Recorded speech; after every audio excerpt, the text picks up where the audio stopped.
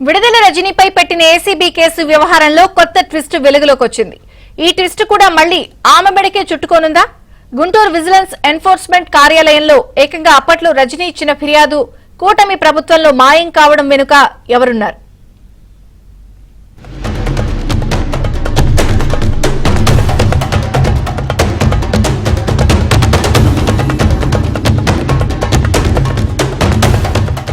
ఉమ్మడి గుంటూరు జిల్లాలోని ఎడ్లపాడు గ్రామంలో ఉన్న లక్ష్మీ బాలాజీ స్టోన్ క్రషర్స్ వ్యవహారం రజనీని ఉక్కిరిబిక్కిరి చేస్తోంది.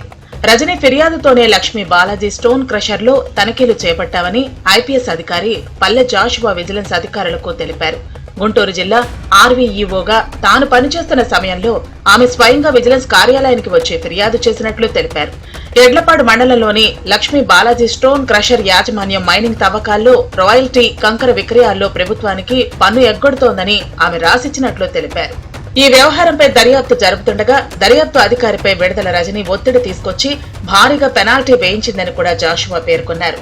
ఈ జరిమానాను చూసి తాను విచారణ నిర్వహించిన సిబ్బందిని పిలిపించి మాట్లాడితే ఆనాడు రజనీ ఒత్తిడి తీసుకొచ్చిందనే విషయాన్ని కూడా వారు అంగీకరించారని కూడా వివరించారు.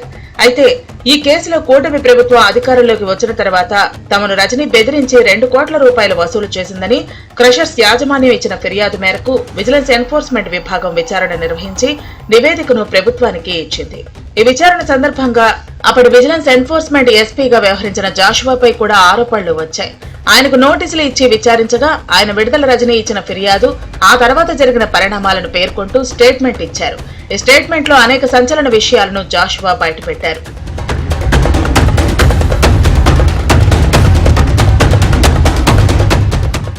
ఐపీఎస్ అధికారిగా తనపై ఆరోపణలు రావడంతో తానే కేసుకు సంబంధించిన వివరాలను తెలుసుకునేందుకు గుంటూరు విజిలెన్స్ ఎన్ఫోర్స్మెంట్ కార్యాలయంలో అప్పటి ఫైళ్లు కావాలని కోరానని కూడా తెలిపారు.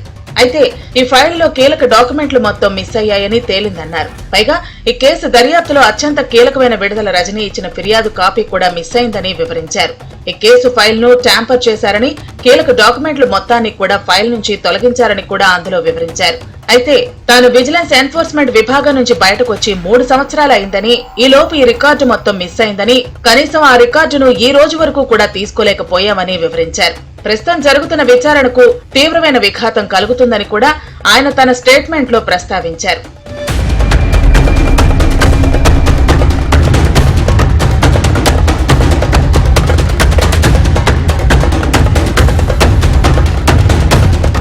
కూటమి ప్రభుత్వం అధికారంలోకి వచ్చిన 9 నెలల కాలంలో ఏకంగా గుంటూరు విజిలెన్స్ ఎన్ఫోర్స్మెంట్ కార్యాలయంలో ఉన్న రికార్డులో విడుదల రజనీ ఇచ్చిన ఫిర్యాదు లేకుండా పోవటం, ఇతర కీలక డాక్యుమెంట్లు కూడా ఆ ఫైల్లో కనిపించకుండా పోవటం ఎలా సాధ్యమైందనే అంశంపై ఇప్పుడు పోలీసు ఉన్నతాధికారులు ఆరా తీస్తున్నారు.